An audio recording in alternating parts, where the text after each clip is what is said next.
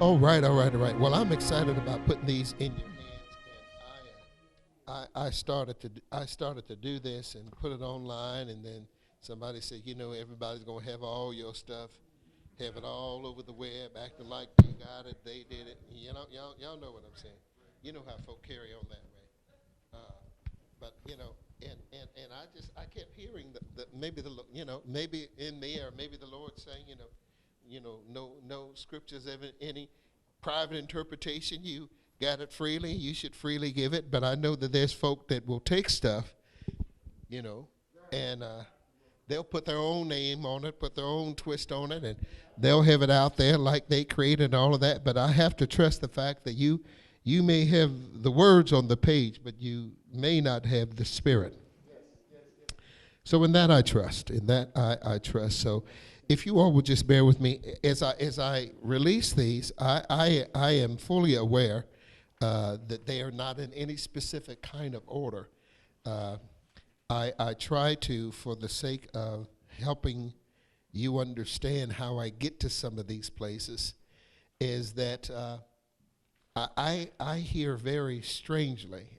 Matter of fact, I have to kind of catch myself because it would just might kind of slip and fade off the side if I just don't stop for a moment and say the origin of that just does not fit succinctly and everything else going on around with me. You know what I'm saying? Like you might be in the kitchen cooking and all of a sudden this word comes and said, I wasn't even thinking nowhere near around that. Y'all know what I'm talking about? So a lot of it comes kind of that way, and I'm up in the middle of the night and I hear kind of words and phrases and pieces. And then it just kind of fades, and then something will happen during the course of the day, and it'll come back up again. Well, for the sake of kind of where we are today and tonight, I really want to jump down and look at number 6. Because as I was watching the unfolding, and I say this, we good? Yeah, I was just going to say, they don't have it, so you'll need to I tell will. us what it is. I will tell them what I'm doing. Okay. I have been watching, like most of us, for probably the last 6 months or so, those things that are coming upon our nation. I am reminded in the book of Luke chapter 21 that these things were prophesied, you know. And you say, well, you say that every year, blah, blah, blah. Yeah, but I don't think we have experienced a year of fulfillment like 2020.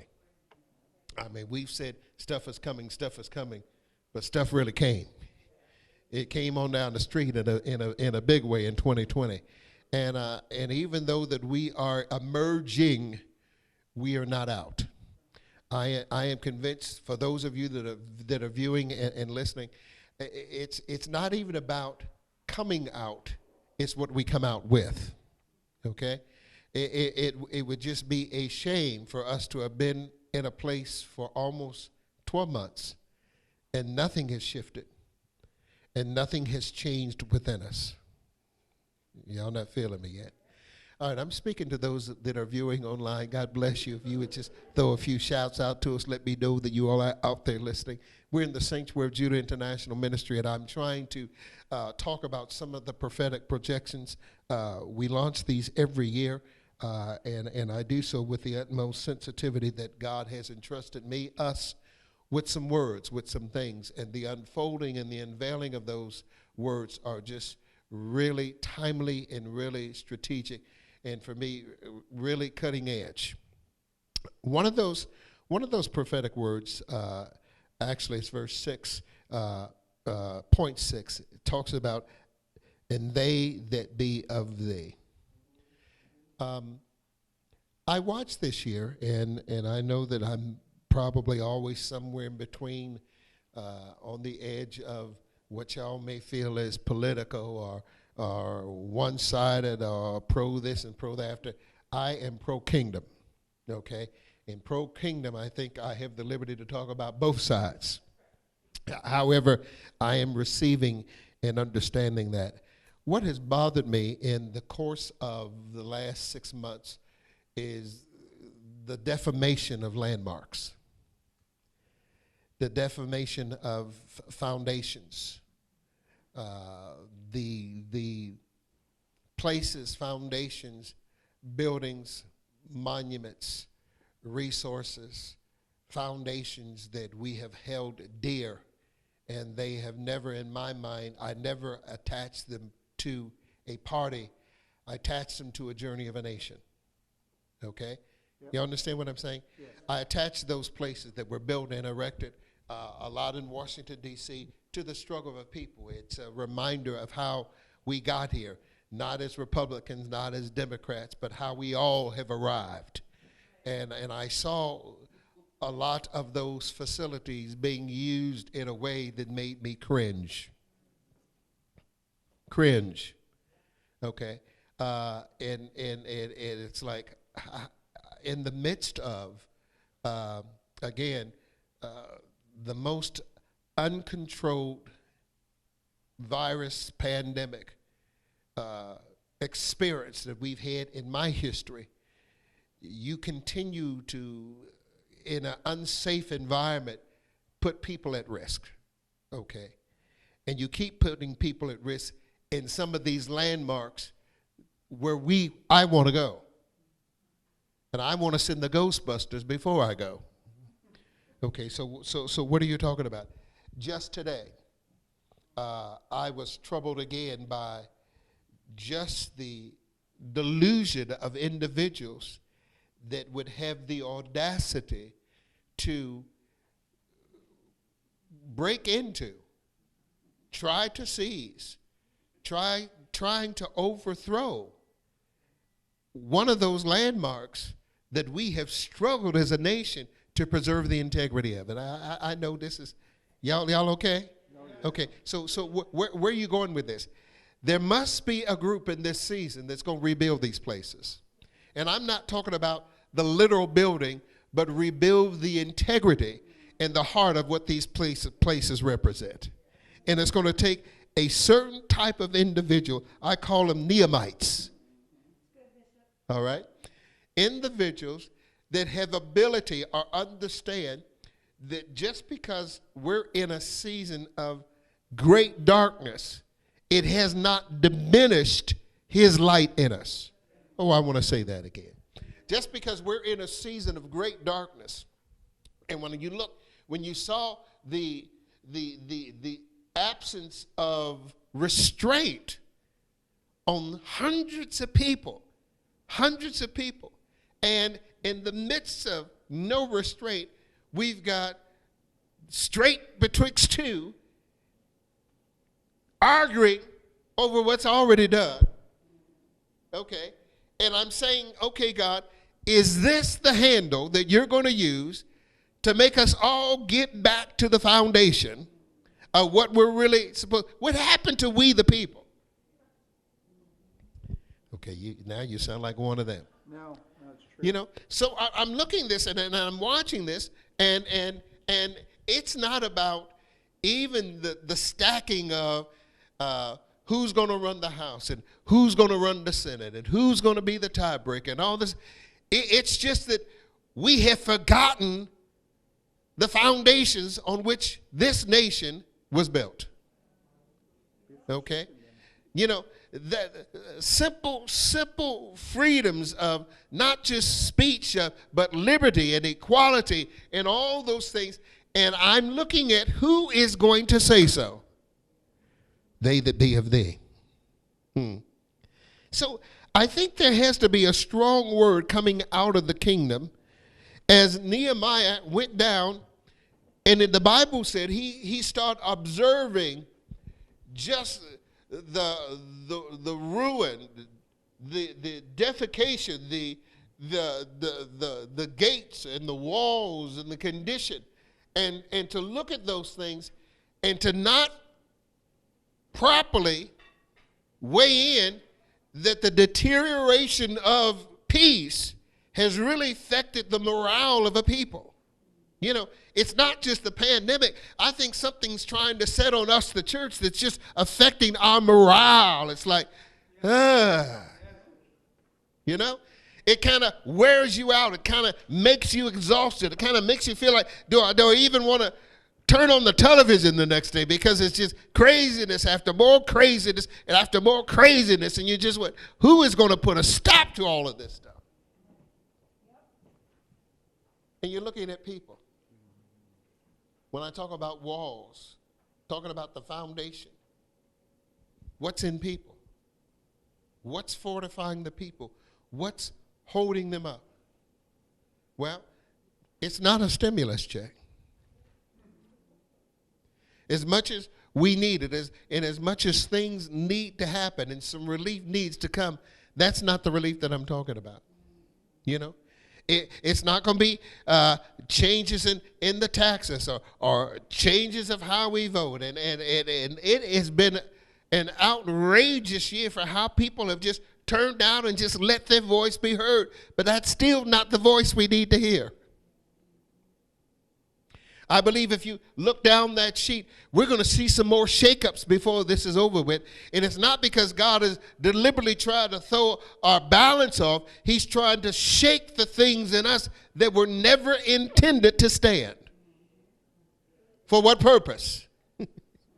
So that cannot be shaken can remain. That's right. So what are you saying? Well, as Nehemiah began to look in all this, and he begins to observe all this, and it was a very, very, very dark season that he was examining these things in, yet there was something in him that kept saying, we can rebuild this. If I can just remind the people of their right, of their inheritance, and remind them of the memorial that God had set up in this place. If we can just remind people that, God said something. He just didn't throw us in the dark. He gave us a word before we got into the dark. And many times these words come before the pandemic jump off, and then we forgot he said anything about it. Right? We were always birthed in the fire of affliction. Everything that God ever did was birthed through a struggle. And here we are, trying to get out of the struggle. And God said, you're not full grown yet. You're still in the womb. I'm still developing you. He's still developing me. And when we come out, we're no longer going to look like you and me. We're going to look like the sons of God. We need individuals to travail. So this is what Nehemiah get. He began to tell them about the good hand of the Lord that was upon him and how the Lord had visited him. And he began to encourage the people and remind the people, and something began to change in the people. See, I believe we've got to find the right song that has the right chords in it that's going to pull on the people's heart to make them turn back again to God. There's got to be something that we say, something that we do, something that we're praying that's going to change the morale of the people that are just waiting for another day. Just holding on until something different happens when the happening is going on the inside of you and I. They that be of thee. Listen, there is testimony here in the book of Isaiah chapter 58. You got it? Slide my glasses away. Because I believe that there is a word here for you and I. Isaiah 58. Let me get it here. Yeah. Thank you. Yeah, I got to turn my pages.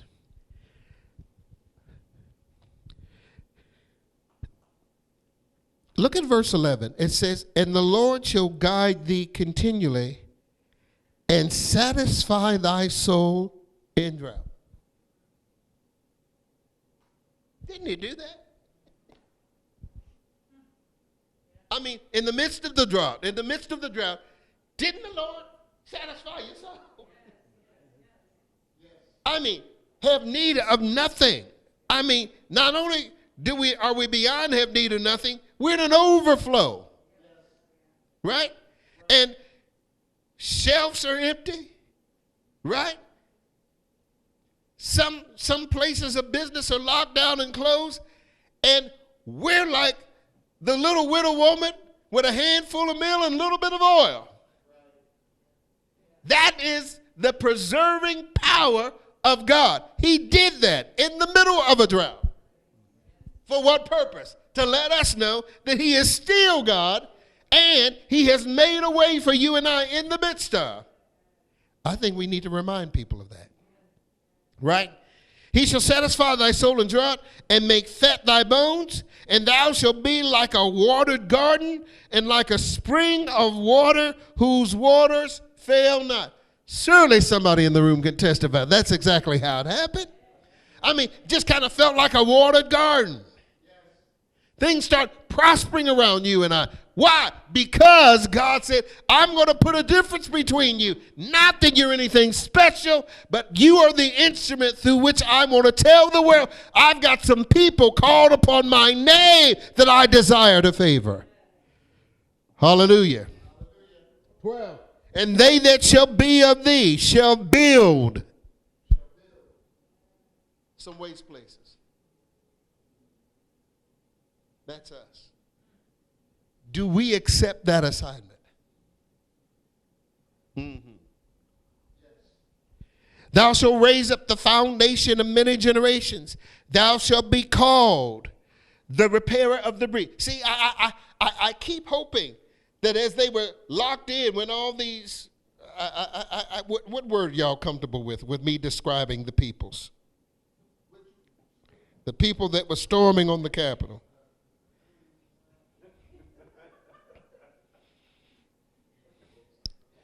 I don't want to offend nobody. What word y'all want me to use? Them? Huh?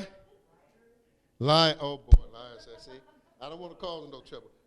When they stormed on the White House, I'm wondering when they started asking people to vacate the assembly halls and the meeting rooms and to find a place to secure themselves. And many people found themselves not amongst themselves. In a room with people that didn't think like them, or maybe didn't stand like them, or didn't vote like them, and didn't feel like them. And all of a sudden you realize that your life was hanging in a balance. And you might be in a room with the very people that are helping to preserve your life.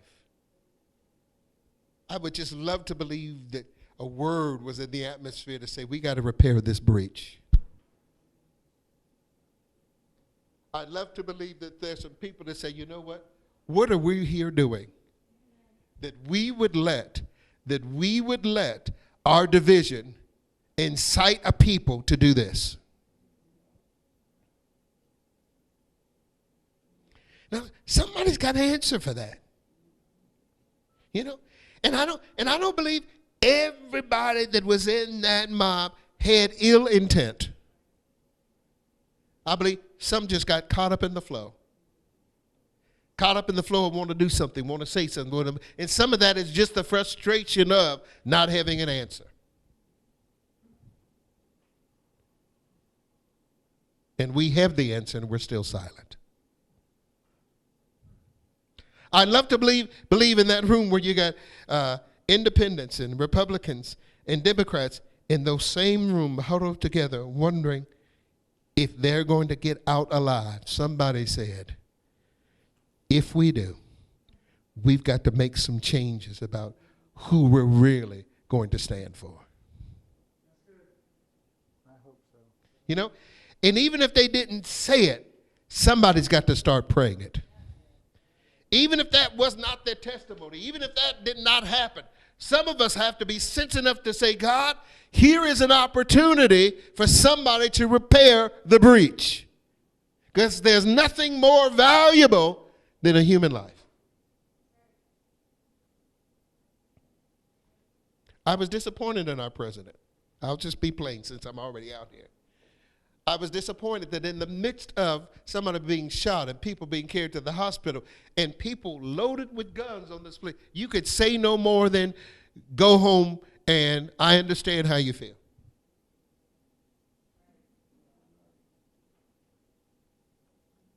When you have incited them,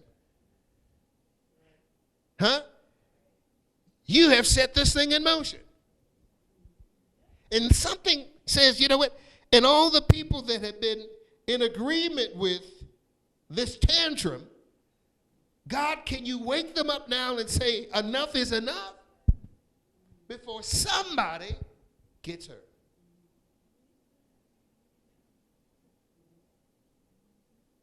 What happened to agreeing to disagree? What happened to, okay, we may not see eye to eye, but you know what? We have a responsibility to protect the foundation on which this nation was built.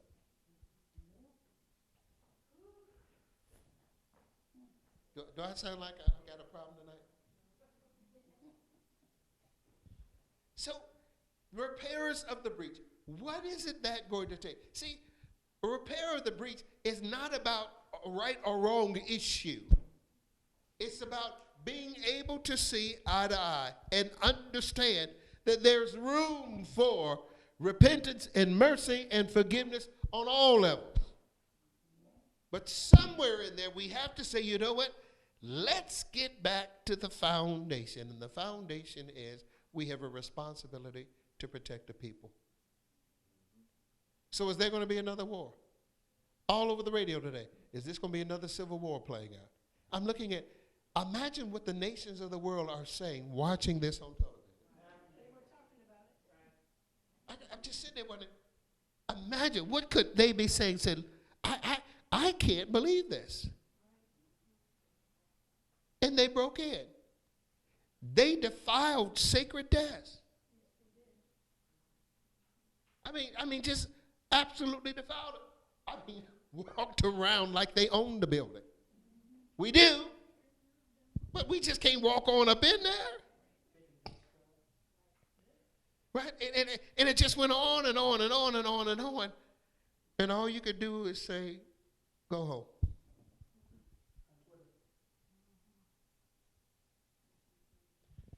I'm bothered by the desensitizing effect of all of this on our nation. It's like people's heart has gotten cold. We have become callous. And I'm afraid if we're not careful, it's going to start affecting us as the church. This is our opportunity to say something. So there are people that want to debate me and talk to me all day long. And I said, you know what? Tell you what my call is. I'm called to the kingdom. Because I'm called to the kingdom, if the king wants to set any man in that place, my job is to pray for that individual to get set in the place. But I'm still about the kingdom. I hope that whoever gets set in there has some godly views. I hope that if they're instruments of peace, instruments of reconciliation, want to gather the people. I pray that. I'm hoping that. But if that individual don't work out, God is not going to leave me out here by myself. God's not going to leave us. They that be of thee. Guess what? Only individuals that feel that, been in that place of destruction, know how to put it back together again. Because we've been through it. We've experienced it. We know how to bring factions back together again. It's in our nature. God has given us the ministry of reconciliation. Just as God was in Christ, reconciling the world unto himself, Christ is in us. And he's given us this word. We have the word. We have the opportunity. We're empowered to bring these factions back together and establish peace. Right?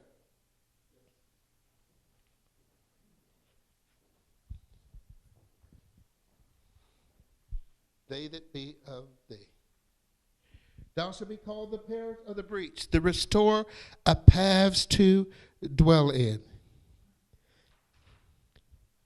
I was excited about Warnoff. I guess y'all don't mind me calling names since I'm all in here. Who is he? He's the senator from Georgia. Huh? Black man. Right? The first black senator of the state of Georgia. That just blew my fuses all to begin with. I don't even try to drive. I try to drive around that if I can. It's too, y'all ain't feeling me yet. All right? What was so powerful, I don't know if you caught some of his saying, you just talk about that side, is that he started talking about his mother picking cotton. and how excited he was for his mother to vote for him to be the first senator. Imagine the history in that experience. She's picking under oppression, setting seeds for her son to step into his first. Yeah. Woo! I just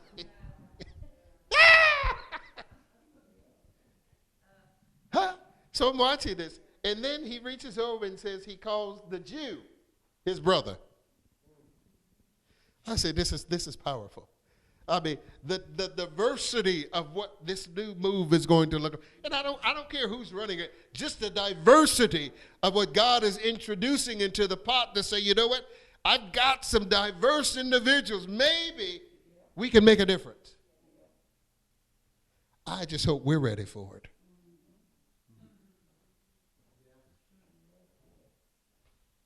Incredible.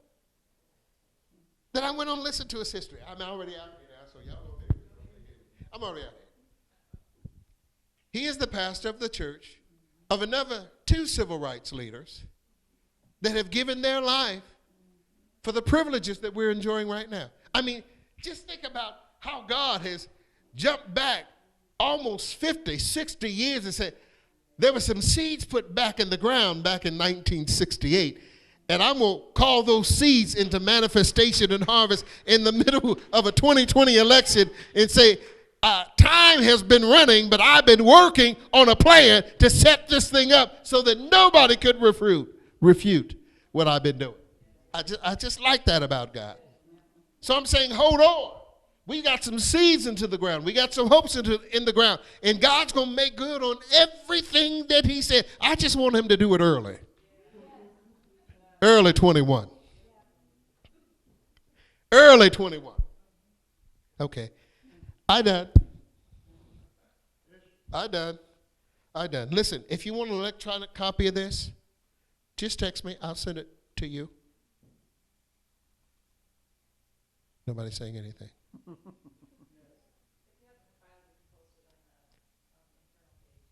Okay. Let's do that.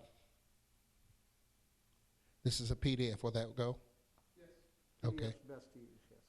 Okay, we don't want nobody adding stuff to it and putting their name on stuff, taking stuff. Copyright, you know what to do with it, so send it to you, okay? There you go. Have it in their book. Any questions? Y'all got something you want to say to me? To our viewers, thank you for walking this journey with us. That was a challenge for us. I believe that God is going to single out a special group of individuals this year that are going to do mighty things to help our nation rebuild. Not only the nation, but the church, our neighborhoods, our families, because they are sensitive to where to lay their hands. They're not afraid, like Nehemiah, to deal with charred, broken, dirty stones. They're going to call and put some of these people that have lost their way back into the wall so the gates can function the way they need to. Amen. They that be of thee is going to do that. Repairers of the breach. God bless you.